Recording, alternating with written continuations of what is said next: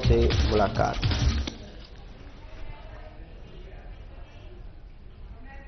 नमस्कार, मैं हूं आपके साथ गौरव राजेंद्र। बुलेटिन की शुरुआत करते हैं। मुख्यमंत्री विष्णुदेव साय ने नगरीय प्रशासन और विकास विभाग की ओर से रायपुर के पंडित दीनदयाल उपाध्याय ऑडिटोरियम में आयोजित नगरीय विकास के सोपान कार्यक्रम में नगरीय निकायों में सेवा काल के दौरान मृत 103 कार्मिकों के परिजनों को अनुकंपा नियुक्ति पत्र प्रदान किया। विभाग की ओर से विभिन्न नगरीय निकायों में अनुकंपा नियुक्ति के लंबित प्रकरणों पर संवेदनशीलता से विचार करते हुए पूर्व कर्मियों के परिवारों को आर्थिक संबल प्रदान करने 353 नए पद मंजूर किए गए और मुख्यमंत्री ने कार्यक्रम की स्वच्छता दीदियों का मानदेय 7200 से बढ़ाकर 8000 रुपये करने की घोषणा की, तो उन्होंने रायपुर नगर निगम के विकास के लिए भी 200 करोड़ रुपए देने की घोषणा की।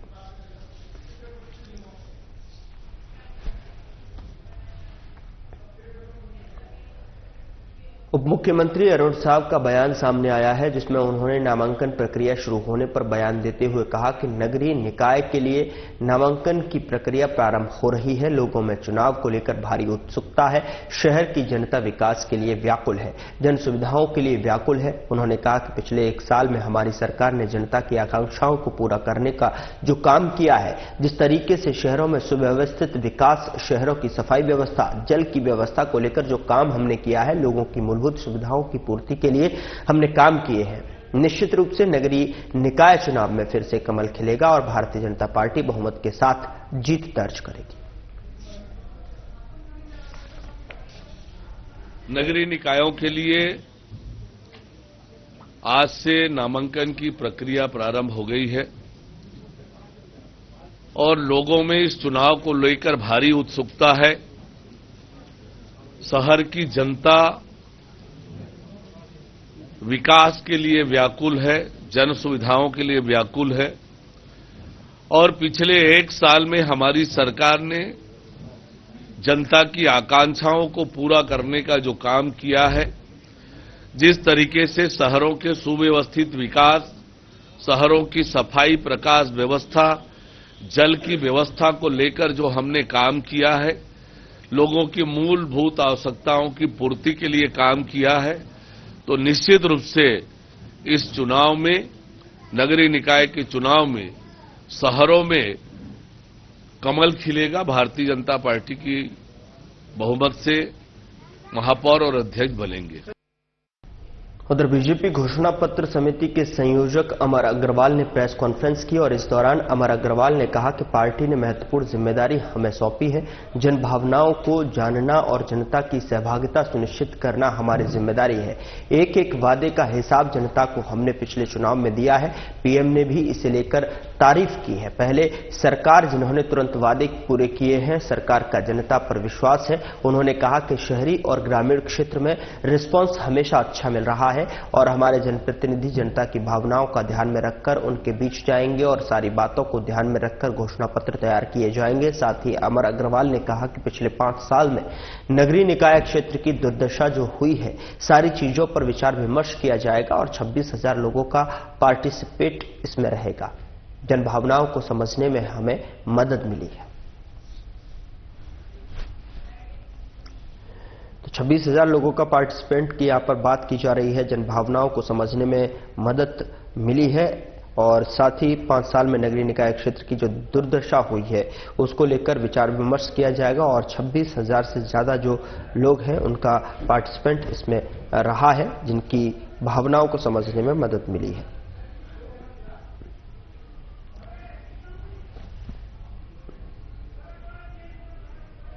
भारतीय जनता पार्टी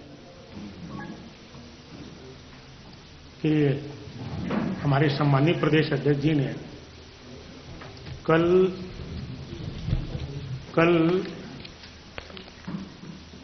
नगरीय निकाय चुनाव को लेकर एक घोषणा पत्र समिति को बनाया है, जिसमें संयोजक के दायित्व में मुझे वो कार्य दिया है और सह संयोजक के रूप में हमारे दक्षिण के सम्मानीय विधायक और जिनका वर्षों अनुभव है सुनील सोनी जी को, और हमारा मार्गदर्शन करने के लिए जिनका अपना अनुभव है चंद्रशेखर साहू जी हैं, और हमारे प्रदेश के महामंत्री संजय श्रीवास्तव जी हैं, हमारे संभागीय प्रभारी अनुराग सिंह देव जी हैं, और हमारे मुख्यमंत्री जी के मीडिया सलाहकार पंकज झा जी, मस्के जी, और हमारे प्रदेश के मीडिया का प्रमुख अमित चिमनानी जी। हम सबको ये दायित्व दिया है कि जन भावनाओं को जानते हुए और सारी बातों को आकलन करते हुए हम बेहतर इस प्रदेश के जो नगर निकाय हैं उसके लिए क्या कर सकते हैं, उसके बारे में विचार विमर्श करना, और उस विचार विमर्श की प्रक्रिया में जनता की सहभागिता सुनिश्चित करना। जिस प्रकार से विधानसभा में हमने एक समिति बनाई जिसके संयोजक हमारे दुर्ग के सांसद विजय बघेल जी थे, सह संयोजक के दायित्व के रूप में मुझे था, और हमने 2 महीने तक हर विधानसभा में हर वर्गों के साथ सब जन भावनाओं को जानने के बाद हमने मोदी गारंटी 2023 के नाम से हम चुनाव में उन घोषणाओं के आधार पर गए। उधर नगरीय निकाय और त्रिस्तरीय पंचायत चुनाव के परिप्रेक्ष्य में रेड क्रॉस भवन में जो है सभागृह में मतदान दलों का प्रशिक्षण कार्यक्रम आयोजित हुआ। इसमें संबोधित करते हुए कलेक्टर डॉक्टर गौरव सिंह ने कहा कि प्रशिक्षण चुनाव का सबसे महत्वपूर्ण अंग है। जितना अच्छे से आप प्रशिक्षित होंगे उतने अच्छे से आप मतदान कार्य संपन्न कराएंगे। उन्होंने कहा कि पंचायत के साथ नगरीय निकाय का चुनाव संपन्न कराना है, और कलेक्टर ने विश्वास जताते हुए कहा कि इस बार आपको दोहरी जिम्मेदारी है, लेकिन सभी अधिकारी कर्मचारी इसे पूरी अच्छे तरीके से संपन्न कराएंगे। प्रशिक्षण चुनाव का महत्वपूर्ण अंग कलेक्टर के द्वारा बताया गया है, जहां पर उन्होंने जिम्मेदारी देते हुए उसका पूरी तरीके से निर्वहन करने की जिम्मेदारी सौंपी गई है, और उम्मीद जताई है कि इस जिम्मेदारी को और अच्छे से निभाते हुए दिखाई देंगे। तो वहीं जितना अच्छे से आप प्रशिक्षित होंगे उतने अच्छे से आप मतदान कार्य संपन्न कराएंगे। तो वहीं परिप्रेक्ष्य में रेड क्रॉस भवन में सभागृह में मतदान दलों का प्रशिक्षण कार्यक्रम आयोजित किया गया था, जिसमें डॉक्टर गौरव सिंह ने प्रशिक्षण चुनाव का सबसे महत्वपूर्ण अंग है, जितना अच्छे से आप प्रशिक्षित होंगे उतने अच्छे से कार्य करें।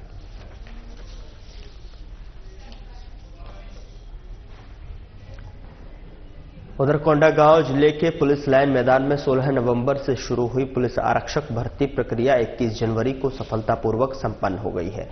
नारायणपुर, कांकेर और कोंडागांव जिलों में 714 रिक्त पदों के लिए आयोजित इस भर्ती प्रक्रिया के लिए कुल 96,136 अभ्यर्थियों ने आवेदन किया था। इनमें से 55,295 अभ्यर्थी अनुपस्थित रहे, जबकि 40,841 अभ्यर्थियों ने उपस्थित होकर शारीरिक दक्षता परीक्षा में भाग लिया। पुलिस अधीक्षक येदुवल्ली अक्षय कुमार ने बताया कि भर्ती प्रक्रिया के अंतर्गत अभ्यर्थियों की चरणबद्ध शारीरिक दक्षता का परीक्षण किया गया।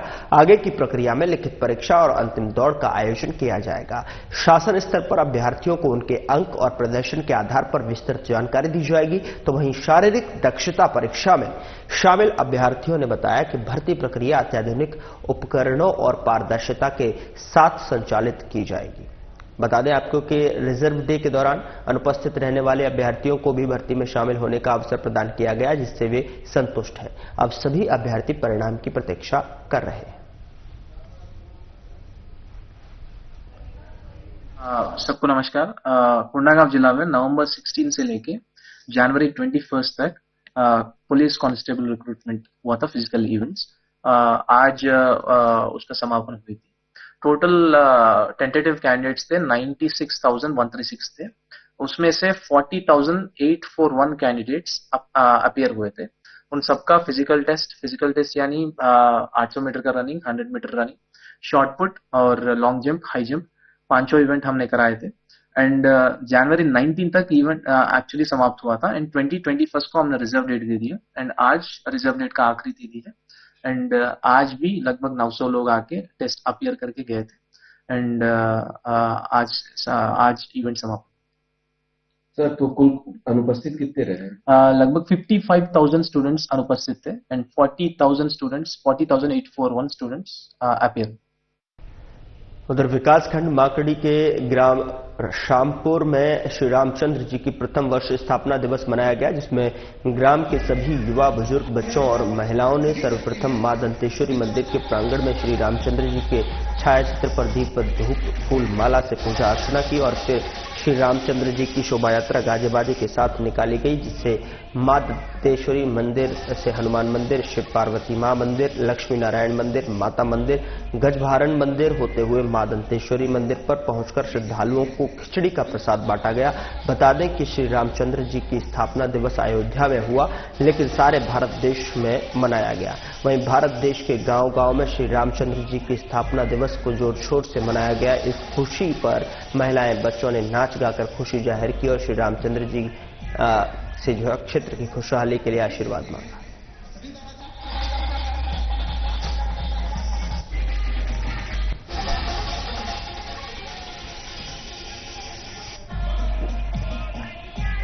तो कोंडागांव से ये तस्वीरें आपके टेलीविजन स्क्रीन पर, जहां पर गाजे बाजे के साथ में भव्य एक शोभा यात्रा का आयोजन किया गया है, जहां पर श्री राम को लेकर यहां 11 से 13 जनवरी तक जो है विशेष आयोजन किया गया और ऐसे में जो है बच्चों ने नाच गाकर खुशी जाहिर की और श्री रामचंद्र जी के क्षेत्र में खुशहाली का आशीर्वाद भी लिया। धूमधाम से राम जी का स्थापना दिवस जो है यहाँ पर गाजे बाजे के साथ में भव्य शोभा यात्रा निकाली गई। आप देख सकते हैं कि किस तरीके से प्रसाद को जो है प्रसाद का भी वितरण यहाँ पर किया गया और झांकी के माध्यम से यहाँ पर शोभा यात्रा निकाली गई।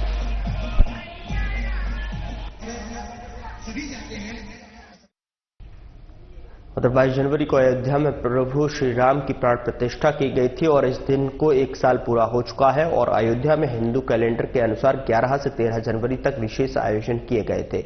इसको लेकर पूरे प्रदेश और साथ ही देश भर के सभी राम मंदिरों में लोगों की चहल पहल नजर आई और वहीं राजधानी रायपुर के राम मंदिर पहुंची हमारे संवाददाता छाया जायसवाल ने जायजा लिया। देखिए रिपोर्ट। रामचंद्र चरणों मनसा स्मरामि, श्री रामचंद्र चरणों वचसा गृणामि। आज 22 जनवरी है और आज ही के दिन प्रभु श्री राम की प्राण प्रतिष्ठा अयोध्या में संपन्न हुई थी और आज के दिन को पूरे भारतवर्ष में बहुत ही हर्ष और उल्लास के साथ मनाया जा रहा है। लेकिन आपको बता दें कि जो है हिंदू कैलेंडर के अनुसार 11 जनवरी को ही इस दिन को अयोध्या में बहुत ही धूमधाम से मना लिया गया था। बहुत से कथाएं, बहुत से वहां पर आयोजन किए गए थे इस दौरान। और राजधानी रायपुर के श्री राम मंदिर में इस वक्त मैं मौजूद हूं और यहां पर आप देख सकते हैं कि लोगों की भीड़ जो है उमड़ी हुई है। आज लोग दर्शन करने के लिए यहां पहुंच रहे हैं और बहुत ही लोग आशीर्वाद ले रहे हैं प्रभु श्री राम का। और यहां पर काफी भीड़ नजर आ रही है। अभी दोपहर का समय है लेकिन सभी यहां पर पहुंच रहे हैं और काफी उत्साह देखा जा रहा है क्योंकि प्रभु श्री राम 22 जनवरी को जो है उनकी प्राण प्रतिष्ठा हुई थी अयोध्या में और जिसको लेकर के पूरे भारतवर्ष में हर्ष और उल्लास का माहौल है। और यहाँ पर कुछ लोगों से भी बातचीत करेंगे और जानेंगे कि किस तरीके से वो लोग यहाँ पर पहुंचे हुए हैं और काफी उत्साहित नजर आ रहे हैं। आज 22 जनवरी है, कैसा 22 जनवरी के दिन प्राण प्रतिष्ठा हुई थी अयोध्या में, आज यहाँ पर दर्शन करने आए हुए हैं आप? बहुत अच्छा लग रहा है देख। तो आप देख सकते हैं कि किस तरीके से यहाँ पर लोग दर्शन करने के लिए पहुंचे हैं। पंडित जी से भी बातचीत करेंगे और जानेंगे कि किस तरीके से यहाँ पर वो लोग आयोजन। आज 22 जनवरी है, आज ही के दिन जो है प्राण प्रतिष्ठा हुई थी अयोध्या में। पंडित जी बोले सियावर रामचंद्र भगवान की जय। भगवान श्री राम को जो जन्म तारीख थी वो तिथि के रूप में मनाया जाता है, तो वो 12 जनवरी की लगभग थी। आज जो तारीख के अनुसार मना रहे हैं, यहाँ बहुत अच्छा श्रृंगार हुआ श्री राम जी का और बहुत लोग सुबह दर्शन के लिए आ रहे हैं यहाँ पर। आयोजन कुछ है और आगे अभी तो रामनवमी के लिए आयोजन की तैयारियां चल रही हैं यहाँ पर और बहुत धूमधाम से मनाया जाएगा भगवान श्री राम का रामनवमी महोत्सव। तो आप देख सकते हैं कि जो है रामनवमी को लेकर भी तैयारी शुरू हो गई है यहाँ पर और बहुत ही धूमधाम से जो है आयोजन किए जाएंगे। प्रभु श्री राम 22 जनवरी को अयोध्या में जो पधारे थे वहां पर जो है प्राण प्रतिष्ठा की गई थी। बहुत ही धूमधाम से इस दिन को मनाया गया था। 11 जनवरी से 13 जनवरी तक जो है अयोध्या में काफी सारे आयोजन हुए। आज 22 जनवरी है लेकिन जो है श्री राम मंदिर की धूम जो है सभी तरफ अभी भी बरकरार है। लोग सभी राम मंदिरों में पहुंचते हैं, दर्शन करते हैं क्योंकि ये जो है प्राण प्रतिष्ठा का वर्ष है। 1 साल पूरे हो चुके हैं प्राण प्रतिष्ठा को, तो काफी जो है उत्साह भी है लोगों में। बहुत से लोग दर्शन करने के लिए भी पहुंच रहे हैं। तो कैमरामैन वीरेंद्र के साथ मैं छाया जायसवाल, साधना प्लस न्यूज रायपुर। अपर मुख्य सचिव ऋचा शर्मा ने शंकर नगर स्थित नशा मुक्ति केंद्र संकल्प का निरीक्षण किया। उन्होंने नशा मुक्ति के लिए संस्थान की ओर से किया जा रहे प्रयासों की जानकारी ली। इस अवसर पर कलेक्टर डॉक्टर गौरव कुमार सिंह और एसएसपी डॉक्टर लाल उम्मेद सिंह और जिला पंचायत सीईओ विश्वदीप उपस्थित रहे। आपको बता दें कि ऋचा शर्मा ने नशा मुक्त केंद्र में भर्ती जो है उपचार्थी से मुलाकात की और कहा कि अपनी इच्छा शक्ति की सहायता से नशे को अवश्य छोड़ें और नशा व्यक्ति के स्वास्थ्य को नुकसान पहुंचाता है। उसके साथ ही परिवार के सदस्य भी परेशान होते हैं। ऋचा शर्मा कलेक्टर डॉक्टर गौरव सिंह और एसएसपी डॉक्टर लाल उम्मेद सिंह और जिला पंचायत सीईओ विश्वदीप ने चखकर भोजन की गुणवत्ता की यहां पर परख भी की।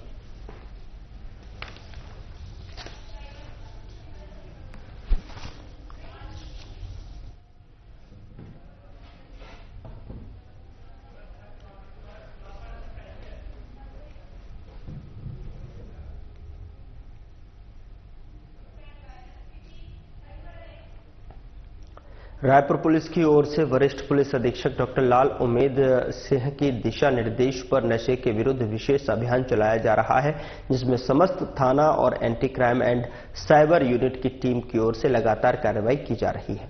आपको बता दें कि समस्त थाना प्रभारियों को नशे की सामग्री बिक्री करने वालों और सप्लाई करने वालों पर कठोर कार्रवाई करने के निर्देश दिए गए हैं और इसी कड़ी में पुलिस को सूचना मिली कि थाना खमतराई राबाभाटा खेल मैदान के पास में एक व्यक्ति अपने पास से जो है अवैध रूप से शराब रखकर बिक्री कर रहा है, जिस पर वरिष्ठ अधिकारियों के निर्देशन पर जो है थाना प्रभारी खमतराई के नेतृत्व में जो है पुलिस टीम ने उक्त स्थान पर पहुंचकर सूचना के अनुसार व्यक्ति को चिन्हांकित कर पकड़ा गया और पूछताछ में जो है व्यक्ति ने अपना नाम प्रताप निराला बताया और टीम के सदस्यों की तरफ से तलाशी लेने पर उसके पास 90 पौवा देशी शराब का मसाला पाया गया है। फिलहाल पुलिस आगे की कार्रवाई में जुटी हुई है।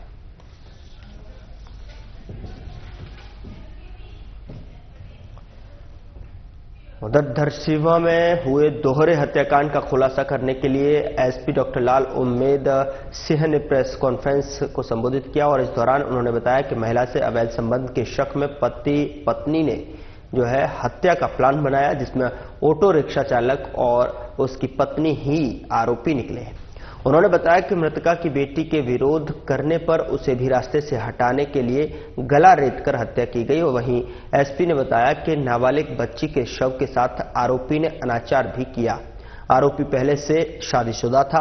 मृतका के साथ उसके अवैध संबंध थे। मृतका के द्वारा शादी का दबाव बनाने के कारण हत्या की साजिश रची गई। फिलहाल आरोपी पति पत्नी को गिरफ्तार कर लिया गया है और उनके कब्जे से एक चाकू, एक ई रिक्शा बरामद किया गया है। पूरा मामला धरसीवा थाना क्षेत्र का है।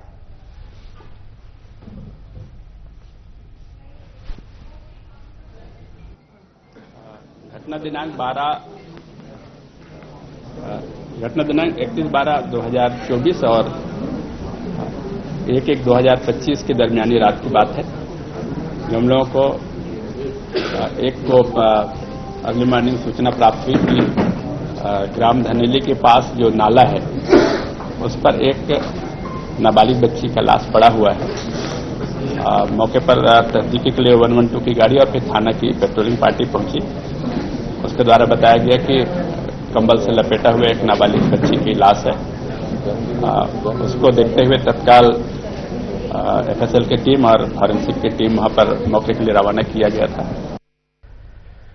उधर लोकमाता देवी अहिल्या की 300वीं जन्म जयंती पर खरगोन जिले की धार्मिक, सांस्कृतिक और पर्यटन नगरी महेश्वर में मुख्यमंत्री डॉक्टर मोहन यादव की अध्यक्षता में 24 जनवरी को कैबिनेट बैठक का आयोजन किया गया है। बता दें कि मुख्यमंत्री डॉक्टर यादव कैबिनेट बैठक के बाद मंडलेश्वर में जनसभा को संबोधित करेंगे। महेश्वर में कैबिनेट बैठक और मंडलेश्वर में जनसभा के लिए सभी आवश्यक तैयारियां पूर्ण कर ली गई हैं। कलेक्टर करमवीर शर्मा के मार्गदर्शन में महेश्वर और मंडलेश्वर में मुख्यमंत्री डॉक्टर यादव के कार्यक्रम के लिए व्यापक स्तर पर तैयारियां की गई हैं। आपको बता दें कि कैबिनेट बैठक के लिए एमपीटी के नर्मदा रिट्रीट को महेश्वर किले की तर्ज पर सजाया गया है। महेश्वर में किले के साथ ही अहिल्या घाट और सड़कों की साफ सफाई और रंग रोगन का कार्य किया जा रहा है। महेश्वर और मंडलेश्वर की मुख्य सड़कों के दोनों ओर सफाई आदि का कार्य भी किया जा रहा है। सड़कों पर घूमने वाले आवारा पशुओं को पकड़कर गौशाला में रखा जा रहा है। बता दें कि अहिल्या घाट पर मुख्यमंत्री डॉक्टर यादव और मंत्रिमंडल के सदस्यों द्वारा मां नर्मदा का पूजन किया जाएगा। इसके लिए भी तैयारियां कर ली गई हैं। धन्य धरा सौभाग्य बढ़ा, जहां शक्ति ने पग धरा था। प्रजा प्रिय राष्ट्र सेविका ने भारत भूमि को उद्धारा था। महिला सशक्तिकरण की मिसाल वो कहलाई। त्याग, न्याय, धर्म की प्रतिमूर्ति लोकमाता अहिल्याबाई। नारी शक्ति और सुशासन की पहचान लोकमाता देवी अहिल्याबाई होलकर की 300वीं जन्म जयंती वर्ष के अवसर पर समूचे मध्य प्रदेश में विकास कार्यों की श्रृंखला आयोजित की जा रही है। उनकी कर्तव्यपरायणता, उनकी धर्मपरायणता, सुशासन, दानशीलता, धार्मिकता, ऐसे कई ऐतिहासिक संदर्भों में अहिल्या महारानी का अपना एक विशेष महत्व है। इस वर्ष की कैबिनेट 24 जनवरी की अहिल्या माता के नाम पर उनकी 300वीं जयंती के अवसर पर महेश्वर में हम करने जा रहे हैं। आइए हम सब मालवा की इस महारानी के पुण्य स्मरण में शामिल हों। कैबिनेट में अनेक महत्वपूर्ण निर्णय लिए जाएंगे और मुख्यमंत्री डॉक्टर मोहन यादव के शुभकर कमलों से महेश्वर जाना पाव उद्वहन सिंचाई परियोजना का शिलान्यास किया जाएगा।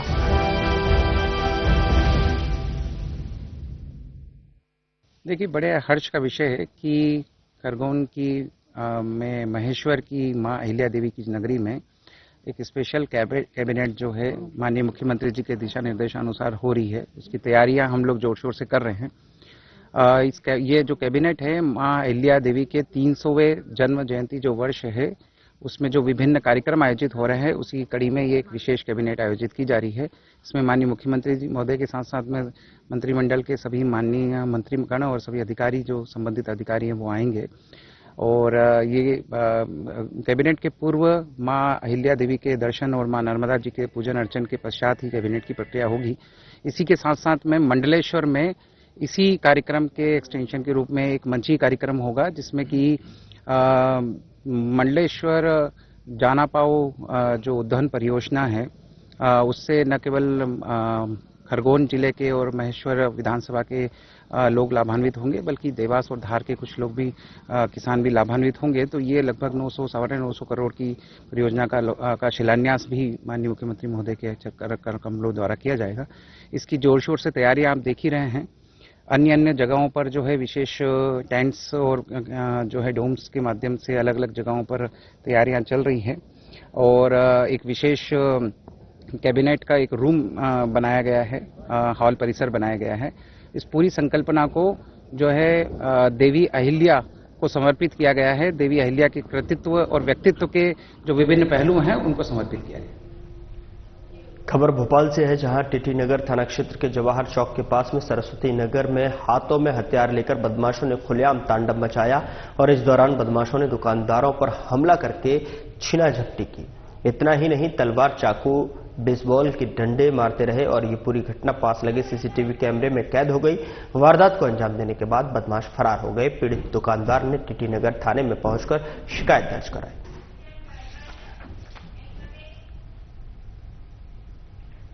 फिलहाल बुलेटिन में इतना ही। नमस्कार।